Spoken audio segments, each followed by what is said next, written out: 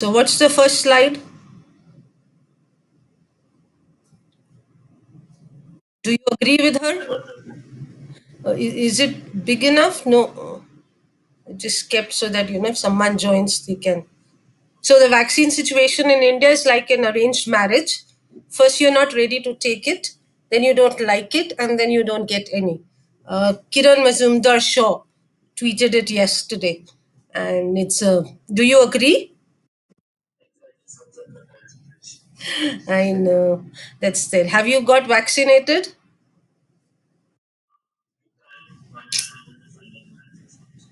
I hope you are you married? Okay. Oh, great. Okay. So we'll just start with the presentation. In this world, nothing can be certain except the death and taxes. And the hardest thing in the world to understand is income tax, said Albert Einstein.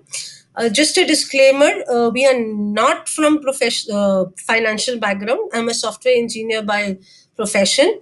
So please use this information for educational purpose only. Please check up with your financial advisor, your tax consultant, before filing your ITR and all. Just to give a brief overview of who we are, my name is Kirti. I'm running this blog called BeMoneyAware.com since March 2011.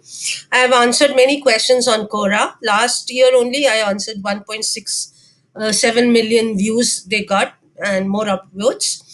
And our mission is to make 1 crore people aware of money and personal finance. Okay, coming to the income tax process, this is an overview of the income tax process, where you compute income, which is based on five different types of income. We'll come to that. Then you have to add the exempt income, claim various deductions if you're going with the old tax regime. Then add claim TDS if anything has been deducted. You determine what is the tax payable or ask for refund. If you are tax payable, you have to place self-assessment tax using Challan 280, and then you update an ITR.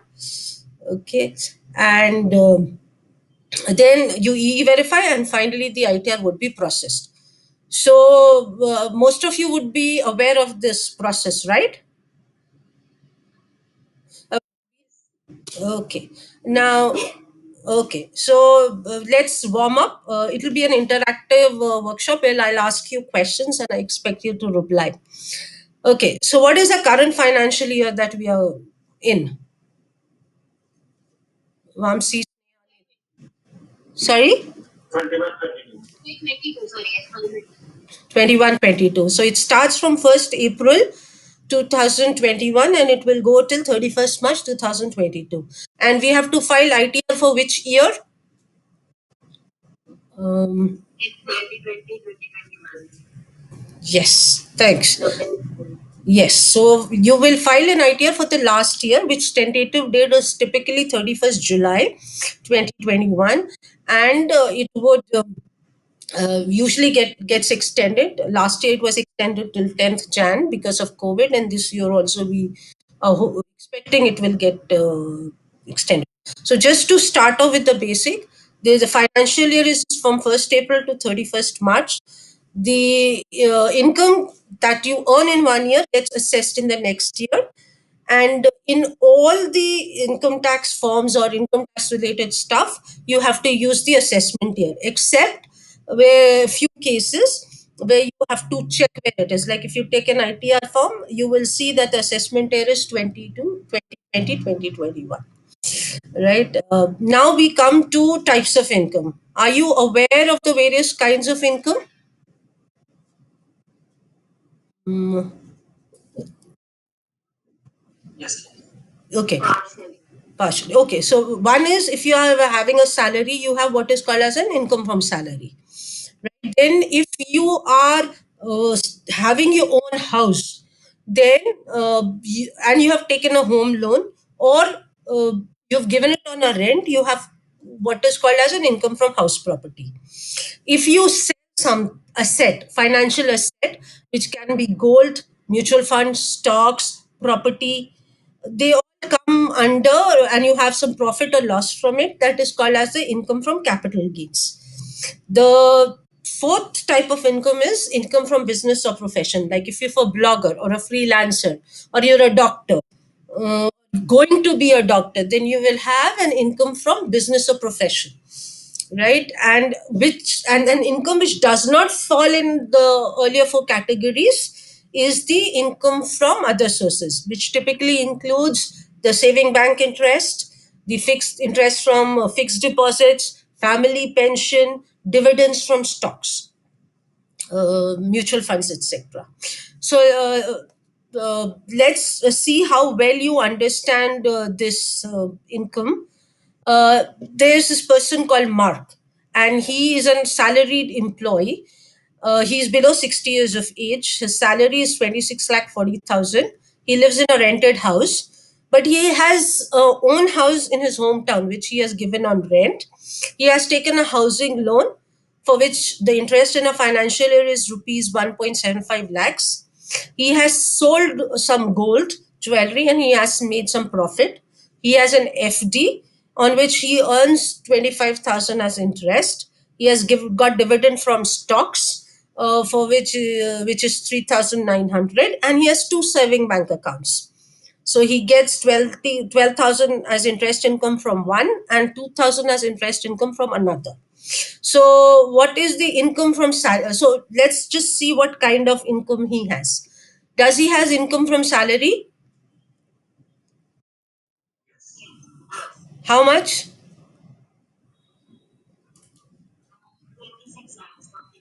Okay. Does he have income from house property?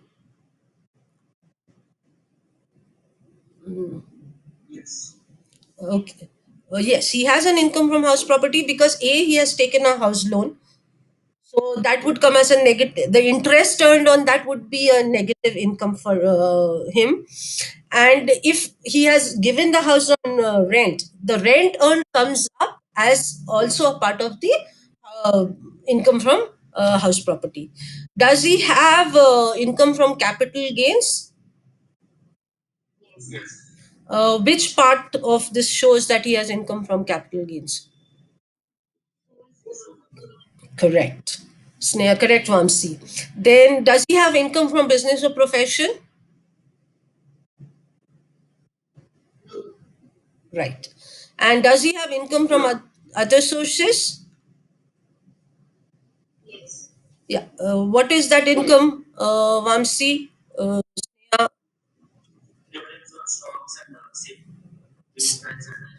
Correct. So, yeah. So, if we look at it, this is the various kind of incomes that he has earned in this year, and he has to show it in his ITR. Now, this is just to pep up. If you feel that you have no purpose in life, uh, government expects you to live because they want you to pay taxes. So now, the reason why we have to understand the different kinds of income is because the kind of income tax return that you have to file is based on the type of income you have earned, and also on what kind of ITR would Mark have to fill because he had the income. Can he fill an ITR one? Right, because he has income, uh, he has capital gains. So he cannot fill up the income from ITR. He cannot fill ITR one. So you have to choose what ITR you have to fill and be very careful in filling the ITRs. Okay. Now we'll just touch upon the income tax slabs because not everyone in India pays the same tax. You pay a percentage of tax which is based on your income. So you more the income you have, more the tax. So what this is type of tax system is called as a progressive tax system, which is also in the US. And these income tax slabs keep on changing year by year. And finance minister announces them during the union budget on 1st Feb, which is applicable for the next financial year, right? And if we feel that we are paying more taxes, then you just ask your parents way back in 19 70s, the highest income tax slab was 93.5%.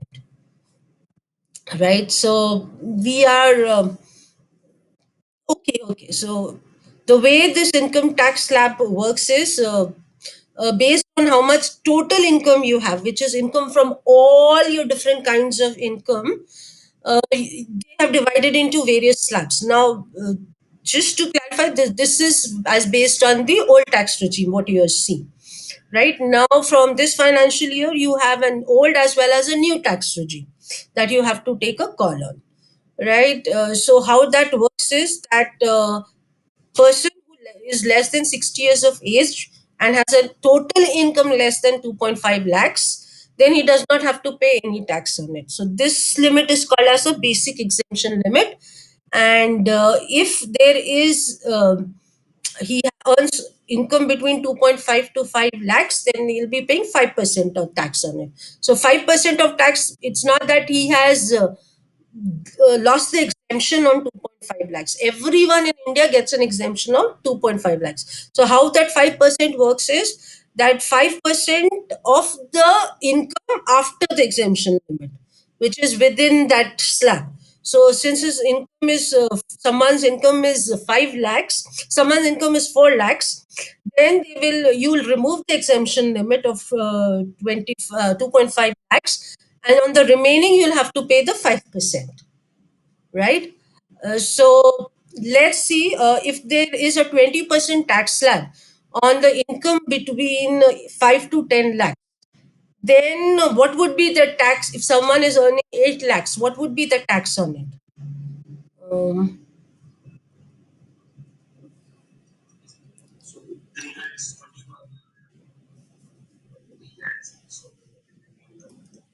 okay.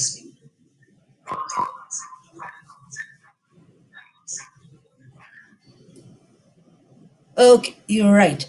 So the first thing is that at 0% he will get exemption, right? Then income chargeable at 5% is 5 lakhs minus 2.5 lakhs, that is 12,500. At the remaining 3 lakhs, which is 60,000, he has to pay 20%. So the sum would be 12,500 plus 60,000, which is equal to 72,500. Mamsi, are you from the finance background? Okay, good. You were very quick on this. So that's fine. So the same way you can calculate using these exemption limits, you can calculate, the uh, how much tax one would have to pay on the 30% tax slabs. So if a person has an 18 lakh tax, has an income of 18 lakh, exemption limit is of 2.5 lakhs, you remove, then pay tax at 5%, remaining at 20%, then 30%. So he will have to pay a tax of 3,000, 3,52,500, and then you have some surcharge and education cess. So any questions or doubts till here? Srishti, this is clear, right? Okay. Great. Okay, so basically, you should always keep on learning. You can learn in multiple ways. Either learn through the various books on personal finance and money, or you can see a lot of videos. So, with this, we just since you've shown up for this webinar, we know that you're interested in learning. You can explore, go deep into the topic of your choice. So, which is your favorite money or personal finance or stock related book? Nirali, Sneha, Vamsi, anything that you have?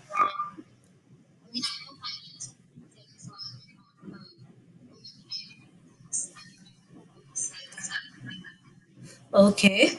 Thanks, Sneha. What about you, Vamsi?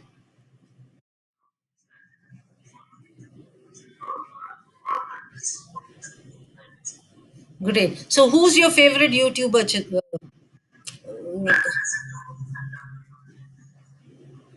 Label or versus? Okay. Yeah, he's done very good coverage. Mandeep and so has done very good coverage on the EPF and UN. We've worked with them. For stock market related, we'll recommend you try Pranjal Kamra. Don't buy his book. That is not that good. And CA Rachna Ranade. And the new guy who's coming up is Sahil Bhadwe. He gives a, if you're interested in just stocks. And for small short videos, Invest Yadna is also a very nice YouTube channel, short and crisp videos. Right. This is just so that you can continue. We'll share the link with you on. I mean, you'll find information about this on our YouTube uh, part of our blog. Okay. Now we all, most of us are from salaried. So when you have salary, you get you have to fill an ITR only that portion which is related to salary, which depends on your allowances, perquisites, and benefits, and you get a Form 16, which is a proof of what tax has been deducted by your employer. So we'll not spend much on it because that's not the focus of our presentation. The one thing that Warren Buffett has said is that if you want to teach someone about tax, especially your child, then you should take 30% of the ice cream. Have your parents done that with you? No. That's why we have to learn it the bad way. Okay, now let's come back to the shares and mutual funds. So how does one earn from shares and mutual funds? There are two ways. One is a dividend and one is a capital gain. Capital gain only happens when you sell those shares and mutual funds, right? And dividend, till last year it was tax free, but from 1st April 2020 it is taxable in the hands of the investors. So it comes under income from other sources. If you get a dividend of more than 5,000, then there will be a TDS of 10%, which you have to claim while filing your ITR. The, if you want to avoid that, you have to fill Form 15G or 15H. Irrespective of what the TDS is deducted, the income is chargeable at your income tax slab. So you have to be very careful of that. Just because the government has deducted a TDS of 10% doesn't mean, and you are in a 30% tax, you still have to pay for that 20% difference while you file your ITR, or in an advance tax if it is more than 10,000. Uh, so, any questions on the dividend part of the shares and the mutual funds?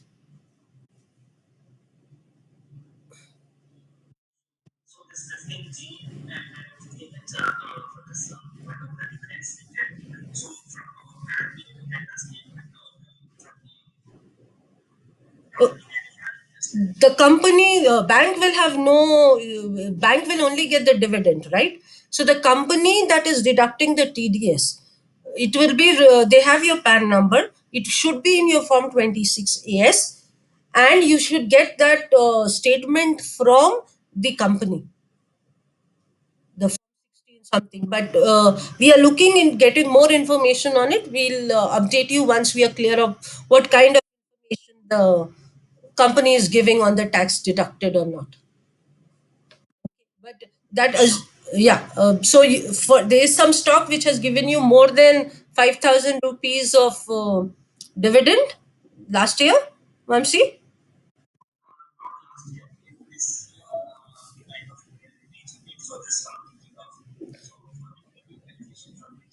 Yes, that's there. Wow, which stocks give you so much dividend?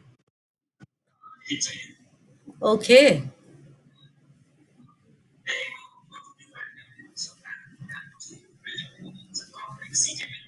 okay, okay, great. Yeah, so it's a very good thing that you are aware of the TDS deducted, and we shall surely write a blog and send you an complete information on that. Right now, we come to the short and the term capital gains. So, this depends on the kind of see, this happens when you sell something, right? Even if when you inherit it, the capital gain does not come into play. Then the purchase price would be from the purchase price of the original owner from whom you have inherited or who has gifted you. Right now, the capital gains depend on the type of asset that you have sold.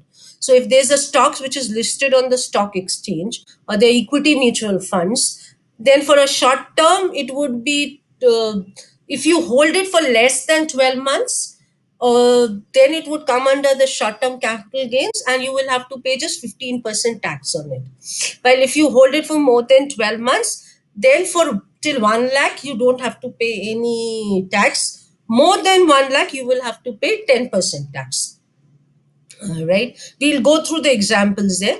For the debt mutual funds, it would you have to hold it for the 36 months or less as per your tax slabs, and the gain would be taxed as per your tax slabs. But if you hold it for longer term, more than 36 months, it would be 20% with indexation.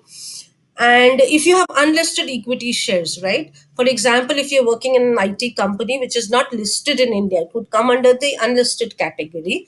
Then you would have to hold it for 24 months for you to be counted as a long term, and you'll have to pay 20% with indexation. So we'll see an example later. But any questions or doubts you have here which you want us to address?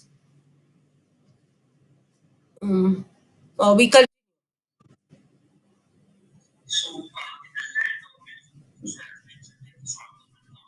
Right.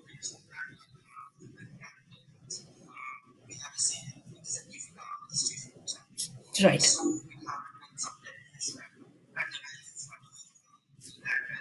Okay. Yes, you're absolutely right about it because you've got it as a gift, and that original purchase price, the fair market value as on 1st April 2001, you have to consider. So if the year is after 2001, whatever the purchase price then you have to consider that. Right. Uh, so we'll continue. Uh, any questions, Nirali, Sneha, Srishti? Okay. Now, how do okay? So now, how do you know that a mutual fund is equity or not? Right? We know that there are so many categories of mutual funds. There are some 44 mutual fund houses with 4,000 plus schemes, and they are into various categories: debt, equity. But for the tax purpose, what the income tax defines it is that there are only two kinds of mutual funds. One is equity, where the company has bought more than 65% in domestic stocks, not the international ones. And one that is non-equity, the rest are non-equity. So if it is a gold, if it's a fund of funds, they all come under the non-equity part, right? So uh, let's see whether this concept is clear or not with an example. Now this is an ICIC Prudential Balanced Advantage Fund. I'll just make it bigger. Okay. And the funds that are used there are not recommendations, they're just used there for example purposes. Now, what kind of fund it is it an equity fund or is it a debt fund? So the category, this snapshot has been taken from moneycontrol.com. The snapshots portfolio says that it has 65.71% in Indian stocks. So, what kind of mutual fund is an ICICI Prudential fund? Yes, correct. So, equity funds, the value research gives you tries to categorize is that it's an equity large cap. But when there are these funds like hybrid or the fund of funds, then you have to be very careful in seeing what kind of equity exposure is there, right? Because if you look at that, there are multiple categories of mutual funds, right? As I showed you in this slide, it's like equity, debt, then debt becomes more, then there's hybrid grows more. So, can you name some categories in the equity fund space?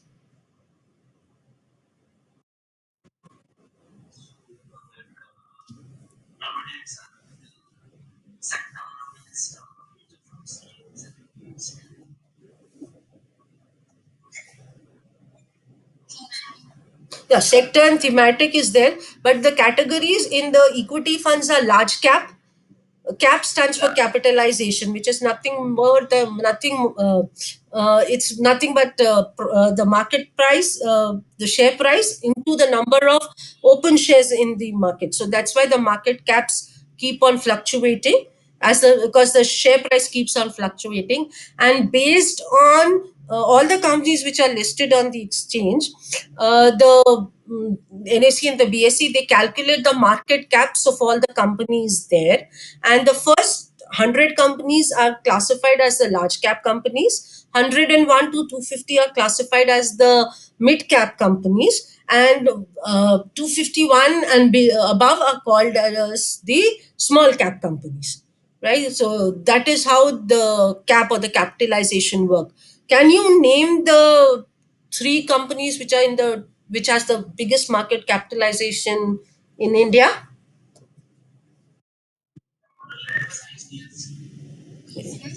Correct.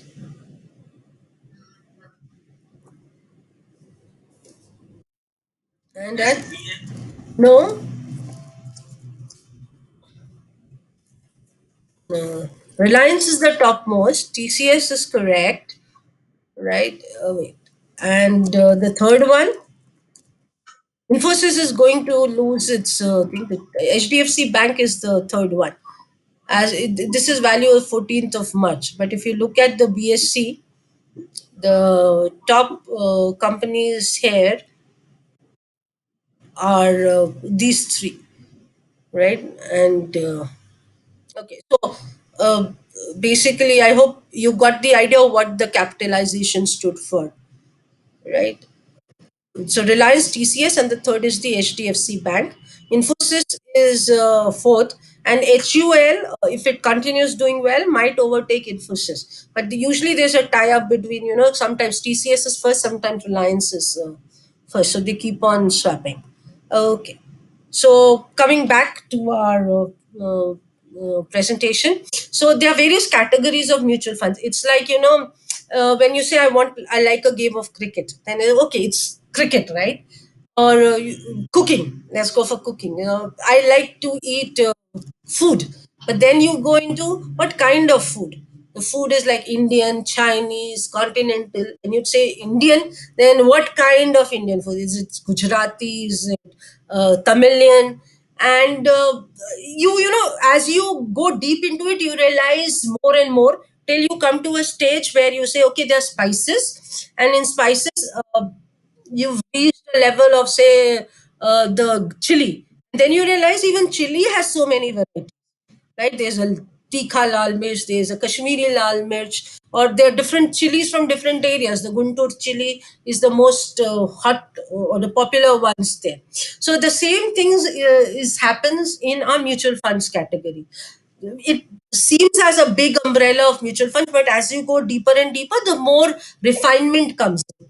And it might be confusing, but if you just over the period of time, as you read more and more, it will try becoming clear about that. So all you have to, at that, when if you're a beginner, at one stage you have to say that, okay, I'm interested in an equity or a non-equity. In non-equity, whether it's a debt, or it is a hybrid, or it is a gold, or it is an international thing, right? So now, since international, okay, the one thing that you have to also look at a category is, which is not based on the cap, is the index fund or the exchange traded funds and the fund of funds. The reason why we're bringing up, because most of us have now started investing in the international markets, right? And there you don't directly buy the stocks from the international market, but you invest through a fund which invests in funds of other things. So if you look at the PGIM India Emerging Market and Equity Fund, it is a fund of fund. And if you, so are you aware of this? Okay. Okay. So Okay, so fund of fund basically invest in schemes of other fund and other houses, especially the international funds are fund of funds. And now a lot of fund houses have also come up with the multi allocator funds, where like an ICICI Prudential Fund will come up with a multi asset fund in which it will invest in the ICICI Liquid Fund and ICICI Gold Fund and ICICI Blue Chip Fund, that kind of a thing, right? An index fund does not is a kind of what kind of investing? Is it an active investing or is it a passive investing?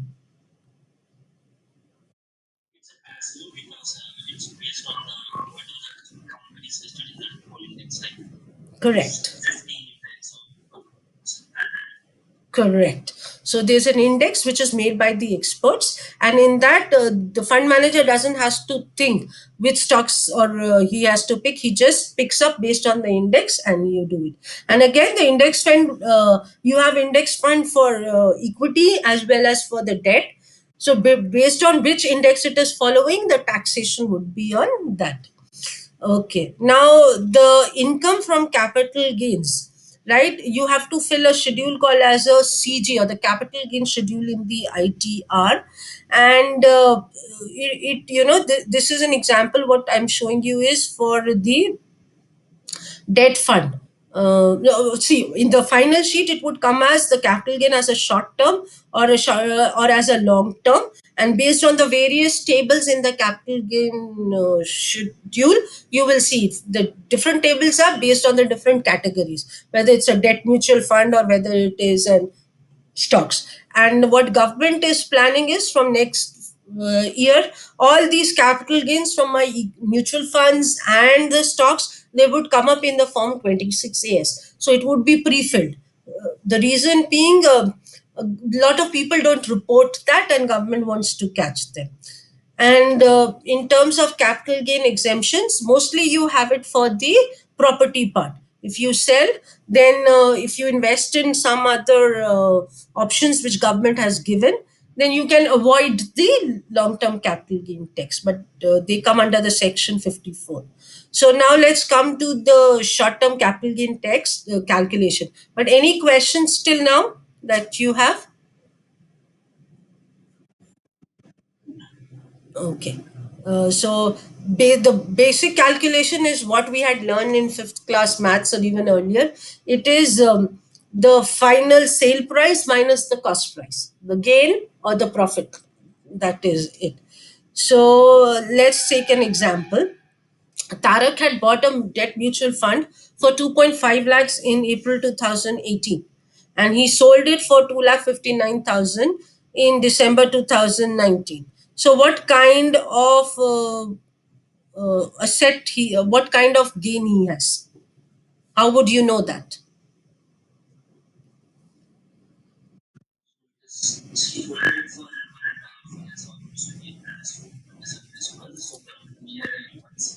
Correct.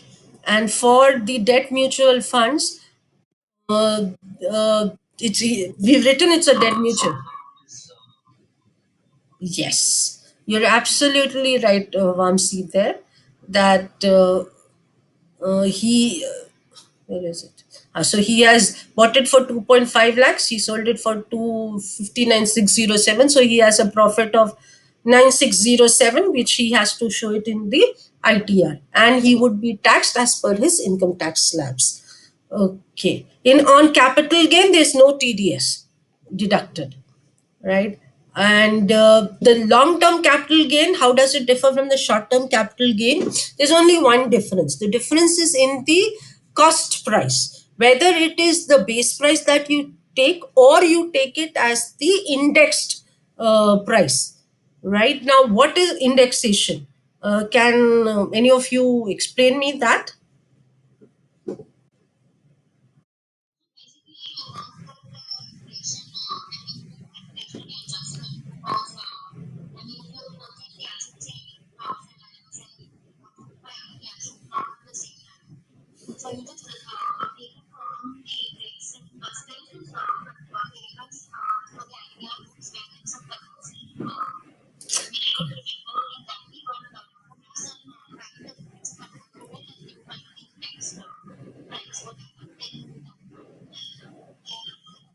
Correct. Absolutely bang on, Sneha. So what we have had, inflation mean things, the prices of the things keep on increasing. So to give that advantage, of the prices, what you had bought some 5 years back or 10 years back, its cost price is not the same now. So to take care of that inflation, government gives you the benefit if your asset uses that indexation benefit thing. If it uses that asset, then you can bump up its price by using what is, as Neha rightly pointed out, by using the cost inflation index called the CII.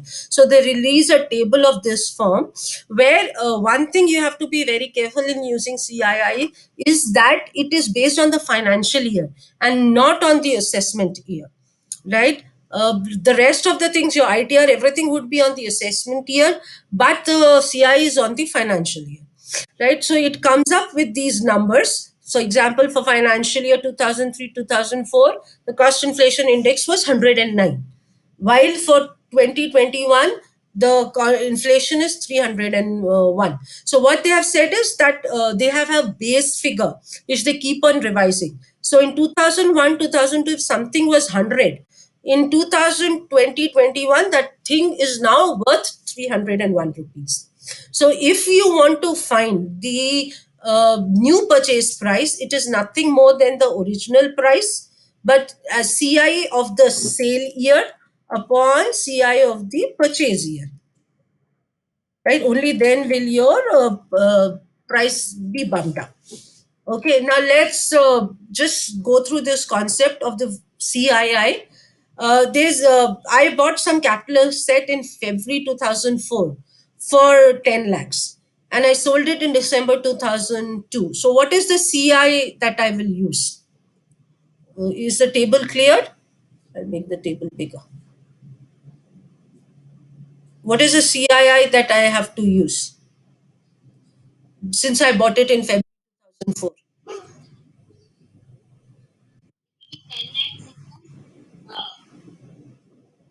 Will it I use in December 2020? So it's 301. But what will be my original year? Will it be 109 or will it be 113? Correct. Why?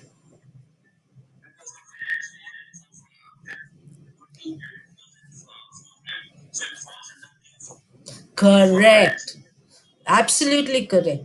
And if you would have bought it in May 2004, though the year is 2004, the CII that you have to use will be 113 and not 109. Right? So be very careful when you have to use the CII, which is used mostly for the debt mutual funds and the property.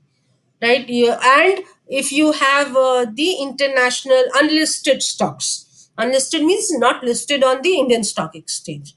So as Vamsi said, this formula is, there's a mistake in this formula.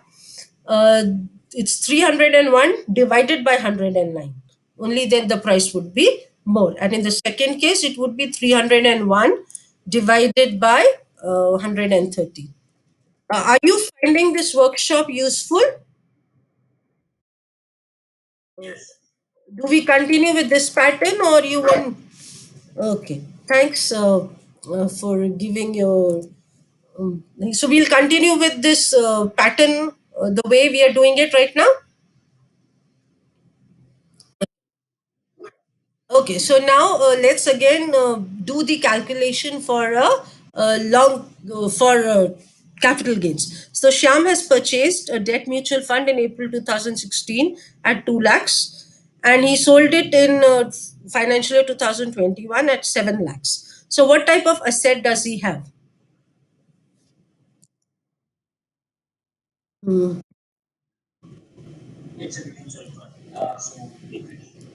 No, it is not equity. It is a debt mutual fund, right? So asset is a. How long did he hold it for? So see, let's go. When you have a debt mutual fund, what you have to look for is whether it is less than 36 months or it is more than 36 months. Right? So how long has he held it for? Is it less than 30? Yeah.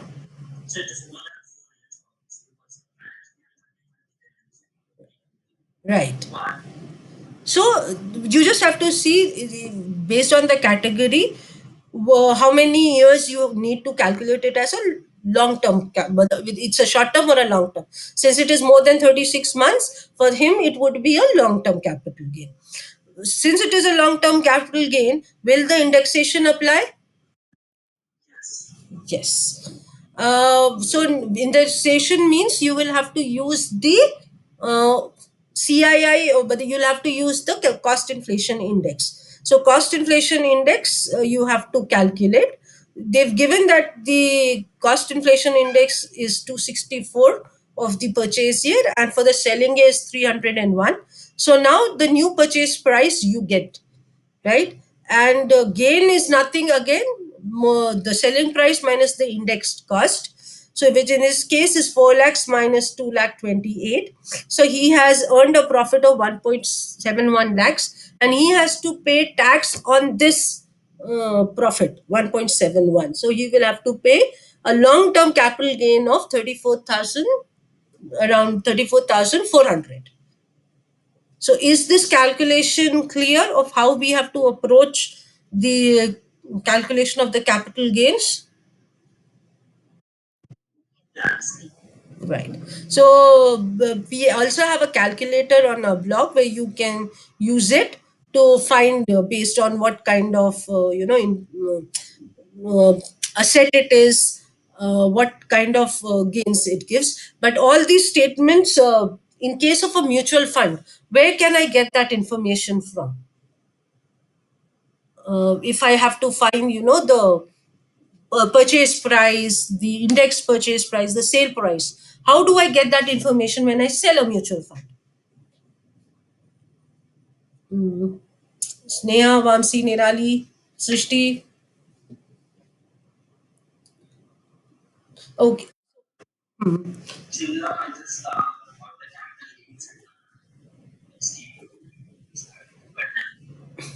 correct. So this is a, yeah, so we till now we get it in the form of a capital account statement from the mutual fund company through their RTS, the CAMS Carvi or the Franklin itself, which will tell you what the purchase price was it, whether it was indexed or not. There's something called, if you have bought it before 31st January 2018, we have the concept of, anyone knows, fill in the blanks. What concept? If you have bought before 2008, 31st Jan 2018, a special concept in taxation of mutual fund applies, which is called as, it's called as grandfathering. So we'll just look at it. That applies to both the that applies to the equity mutual funds and the stocks, right? We'll talk about it a little. And so you will get a statement from the mutual fund when you sell it, if your email ID and your mobile number is registered with that. And do you are you aware of something called as the NSDL cash statement, where,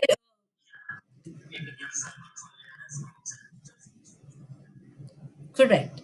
Very good. So, the NSDL cash statement is your consolidated account statement sent by NSDL, which and there's also by sent by a CDSL in the same format, which gives you the statement about your holdings and your transactions in that month. So I would recommend you, if you not registered already, please register for your NSDL cash statement. It goes across all your demat accounts. And because of that, we were able to find that we've some unclaimed mutual fund, dividend that we were happily able to. Think. Okay, now just one simple question: what happens to mutual fund and your stocks on your on when someone dies, right? Um, so typically,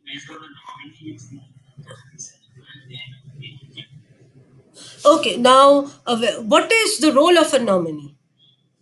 If your nominee is your daughter, say, then does that mean your wife or your other son will not get the amount?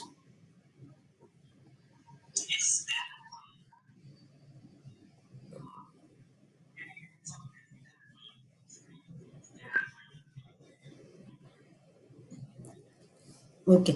That's a way. Minor works in terms of a minor cannot enter into a financial transaction as per the law, right? Now, if you can nominate a minor, but for that you have to nominate also a guardian who will take care of the decisions.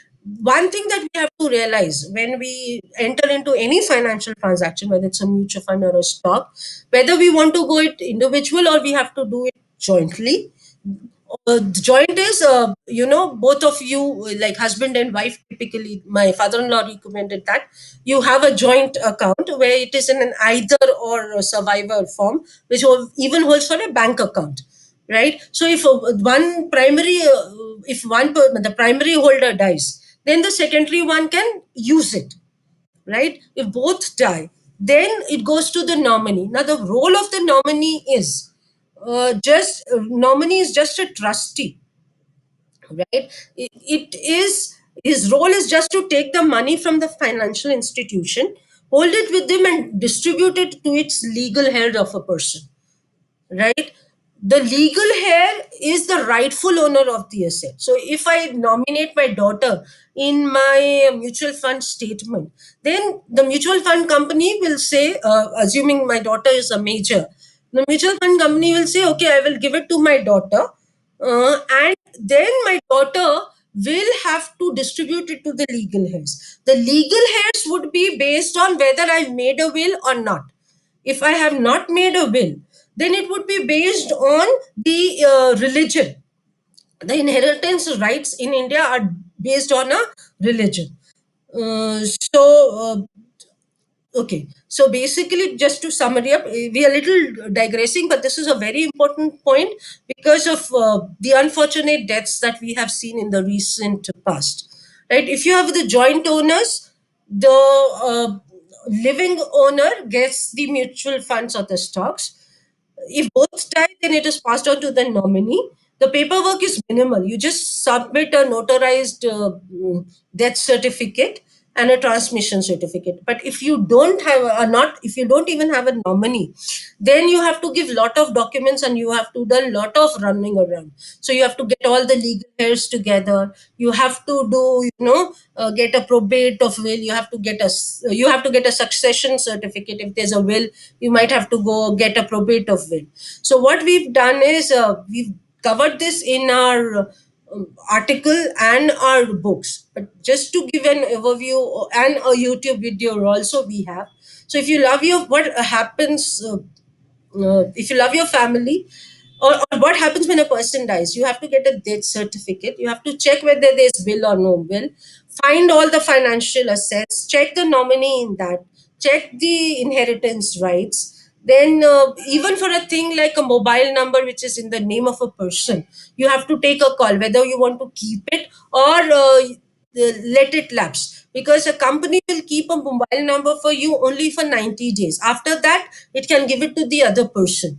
And we know how important a mobile number is, because all the OTPs come there, even for a bank account. So technology has made our life simple, but it has also complicated it in terms of things. So I would recommend you that you just go and see our video. The link of it I'll send you across.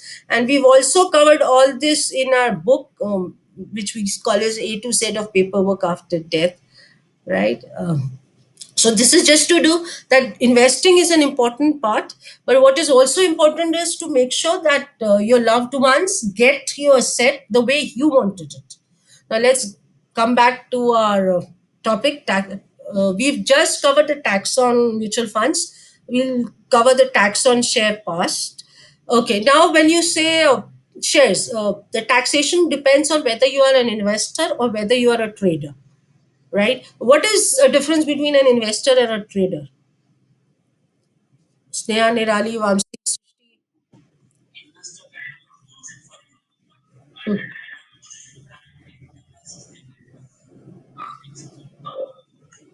Correct. Yeah, that is broadly the definition that we follow. So, for an investor, if you hold shares which are listed on the stock exchange for less than 12 months, then you have to pay a short term capital gain of 15%. But if you hold it for more than 12 months, then you have a long term capital. If it is less than 1 lakhs, then you don't have to pay any tax. And if it is more than 1 lakh, you have to pay a flat tax of 10%. And here you would often hear the word called as tax harvesting. So tax harvesting means you basically sell whatever you have the gains in that financial year, so that you don't have to pay any tax on it, and then you rebuy it later. So it's a big topic in itself. We are just introducing you to the term. So are you aware of this term called tax harvesting? Okay. So there is a article on that, or you can go on the YouTube or the Google to search about it. Um, okay. Now let's again come back to tax on shares, because we are running short of time. So the stocks that you hold for 1 year are investment. The short-term equity delivery can be considered as investment, right? It's not necessarily. Typically, the broadly we say is that if you trade, you are a trader, right? Do an intraday trade, or do a swing trade, then it is a trading. But typically there's a gray area there, where the decision, whether you want to consider it as your trading as an investment, is rests on you. Why I'm bringing the point here will be clearer in few slides later. So just hold on here. Now, when we say trader, there are different kinds of traders. One is a day trader, which Vamsi brought. You buy today, sell today kind of a trader. There are swing traders, which hold it for a smaller number of days. Then you have a position trader, where they want to carry on the momentum. Like these days, the steel stocks are doing well, so you hold it for a month or two. Or a pharma stocks, you hold it for a month or two, and then you sell it. So again, that is a kind of trading, because your intention was just to take advantage of the rise, but the intention was not to hold it. And then there is an investor who wants to hold it. It's an investment actually for them. So the difference between the various trading style is, how long you hold it, and what kind of analysis do you want to do. The smaller you hold it, the more analysis you have to do, or the longer you do, the more analysis you have to do. The reason why we are bringing this is because the government considers the income from your equity, buying or selling of shares, either as a capital gain or as a business income, right? The trading income is typically can be considered as your business income, unless the frequency is very small. And the rules for the business income is very different from that of the capital gain. Business income is taxed as per your income tax slabs. Right now, let's just try to understand that with an example. There's this guy who has a salary of 10 lakhs. He has done some delivery based equity trading. That means he sold it, bought some shares and sold it within a year. And he has also done the futures and option trading, and he's earned a profit thankfully of 1 lakh, and he has done an intraday equity trading. So based on these income, what is his tax liability?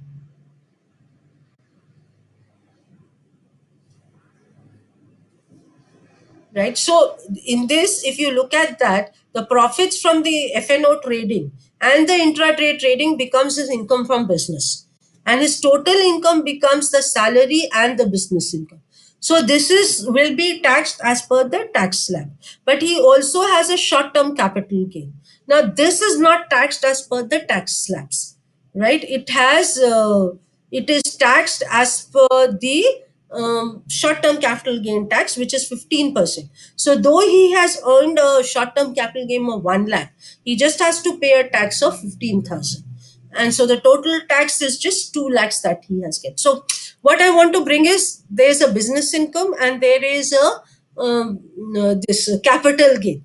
Capital gain is something that you should look at and take advantage of, because it is taxed at better rates than the business income, which is taxed as per your income slab. So higher your slabs, the benefit is in enjoying the capital gain. Like a 10% is anyway better than 33%. That is why Rakesh Jhunjhunwala and Vijay Kiria, they are more into long term kind of investment, where they're taking you for the purpose of gain, not for the purpose of trading. um, though Rakesh Jhunjhunwala also is a trader at times. And what you get from your broker is a tax profit and loss statement, where they, give you what your intraday profit is in terms of your futures and options and mutual funds. This what we are showing is from the Zerodha. The reason why again I'm bringing it is because of the taxation part of it. So if you have bought the shares multiple times and sold it multiple times, the way you have to calculate is the first in first out. Like if you bought 100 shares, you've sold 100 shares of Reliance.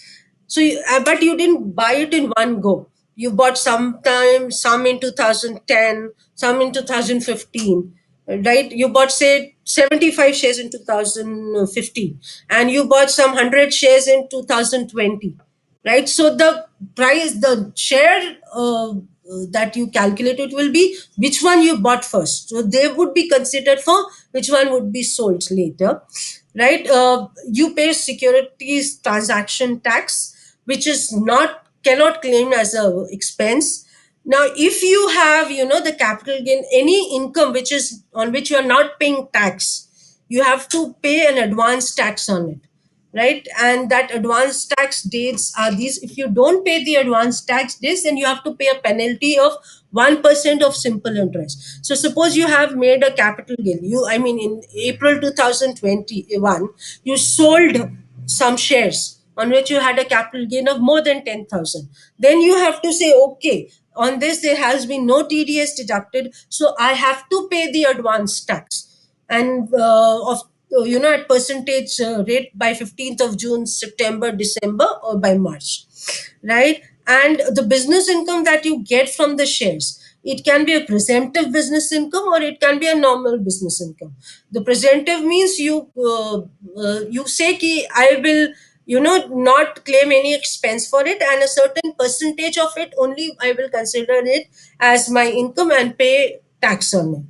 And based on what you go into, what kind of income you chose, again the choosing of ITR depends on that. So is there any question till here, um, or doubts that you want us to go through? Okay.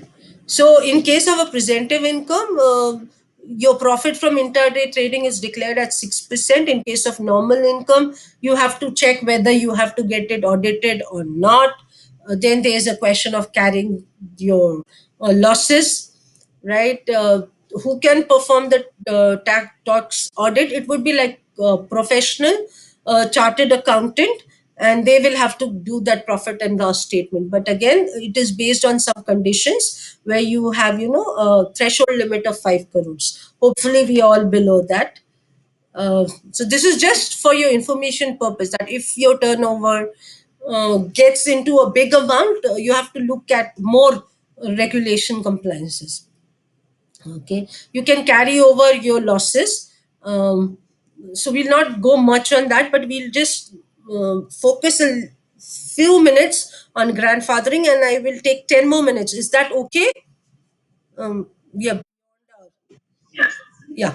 Okay. So now grandfathering is, the concept is that capital gains were tax free till they were announced on 1st Feb 2018. So because the government, didn't want to seem like a crooked um, crooked person. So what they said is that all the gains that you had in that financial year before 31st Jan 2018, you can claim it at that price. You can use a concept of what is called as a grandfathering. We've written a very detailed article on that. And just to give an overview how grandfathering helps is, suppose I had invested in stocks or an equity mutual fund for in March 2016. So on 31st Jan 2018, its value was 4 lakhs. Now, if I sell it in after March 2018, all right, if I use a value of 2 lakhs, I would be paying a lot of tax on it. So to avoid that, the government said that you can use this value of 4 lakhs, right? So now you would have to pay tax only on the 1.2 lakhs that you earned, not on the 3.2 lakhs, because you sold it at the 5.2 lakhs. So, by cause of grandfathering, just like indexation, you can reduce your tax outgo. Uh, is this concept of grandfathering clear? Okay. And do you want me to explain how to find, just like we find the CII value, right? The index purchase price, here you find the which purchase price do you have to use. So this, image just explains. So basically what you have to do, it's a two-step process. First you have to find the what was the value of that equity mutual fund or a stock on 31st Jan 2018. It's the highest price, not the opening or the closing price. And you find the sale price, then you choose lesser of the sale price than the fair market value. Right, fair market value is the value of highest price on 31st Jan 2018. Then you compare this price that you've gotten in the step 1 to the purchase price that you have. So higher of those two would be considered as your purchase price. And then the normal formula works: gain is equal to the sale price minus the purchase price. Okay, so if you want, you can find a lot of articles and YouTube videos on it. We've also written a blog article on that. You can go through our blog. Right, this is just to summarize. When you do buy and sell shares, you have to see whether you're an investor or a trader. Right, and okay, now this is to give a heads up on the ITR for 2020 and 21. Be very careful. You have to choose between the old and the new tax regime. How will you let the government know which regime have you chosen?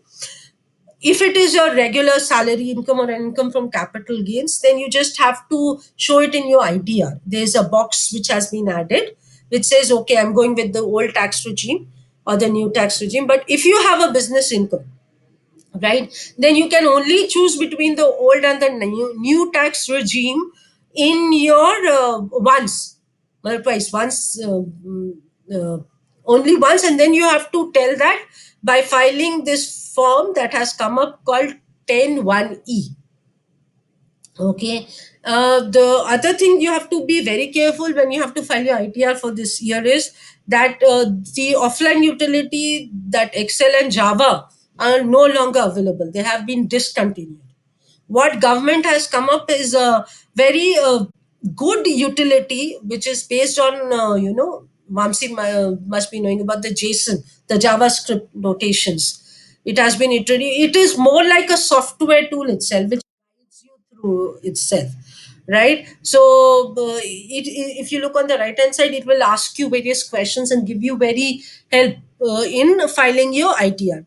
Uh, we will might have the pre-filled versions in the income tax site for ITR 1 and ITR 4 like earlier. But this is just to give you a heads up of, start looking at your income tax return a little earlier than usual because of the changes. So we've covered this in our blog and we'll be updating as we have more information about it. Right. Then just to summarize the income tax process and what are the documents that you need. We've written a book called the which helps you. It's a workbook. It is gives you a lot of examples and helps you in understanding your IT, the various terms, and helps you understanding in filing the ITR 1. Okay, and we've also written a book, an ebook, which is on the capital gains on mutual funds and stocks. So this presentation is based on all those information that we have collected here and we've discussed today. We've also got other books. These books are for children, and all. And if you're married, and please explain it to your wife about these, because these are difficult times, and just keep them involved. The paperwork, we hate it, but we have to do it because there's no way out of it. The cleaner your paperwork is, the better would be for your life. We also will be conducting regular trainings on these issues. So if you're interested, you can enroll for that. And yeah, now is the last slide. Uh, do you want to do a small quiz? 5 questions. Okay. Um, we'll be updating this quiz more. So this is basically a summary of the things we have done. Okay. So which are equity mutual funds? Is it clear to you, or do I give you the options? Okay. So which are equity mutual funds? A, B, C, D, and E. Right, more than 65%. How does one earn from share? Is it dividend, capital gains, dividend and capital gains, or you don't earn? Correct. Now, Tarak bought debt mutual funds in April 2018 and he sold in this. What type of capital gain he has?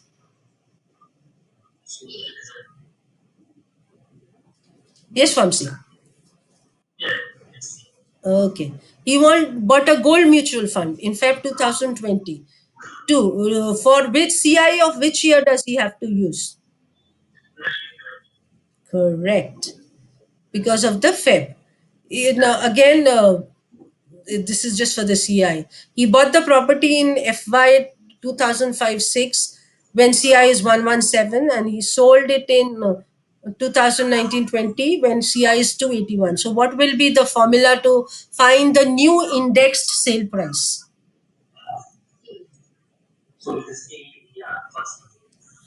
The question list, it's a trick question. It's a new indexed sale price. Yes, the sale price is not indexed, but the purchase prices. Yeah, so we learn it. So this was just, for me to understand how much information I've been able to give to you. Do you have any questions? uh, how did you find the presentation?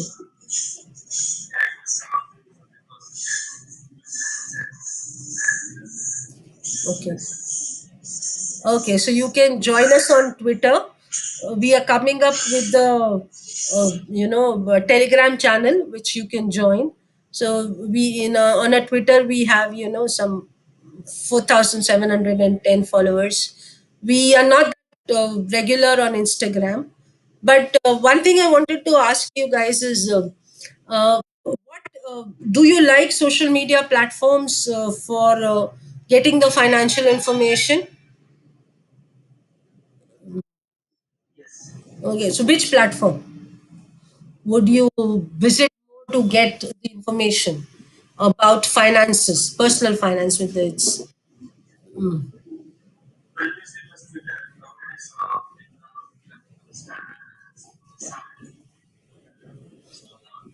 Okay, so but do you find that Insta is good enough to give you the bite side information that they give you is good enough?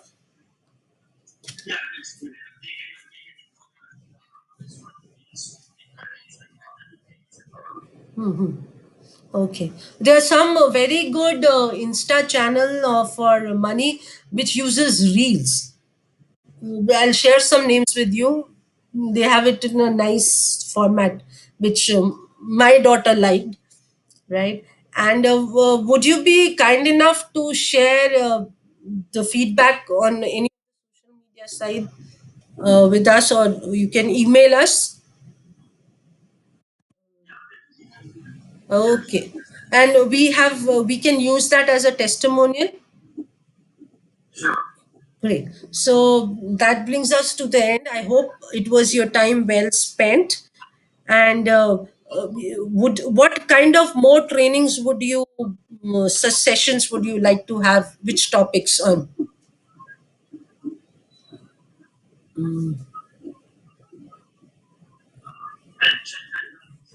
Pension. Wow. Okay. Anything else? Would you like it to be a paid one or a free one?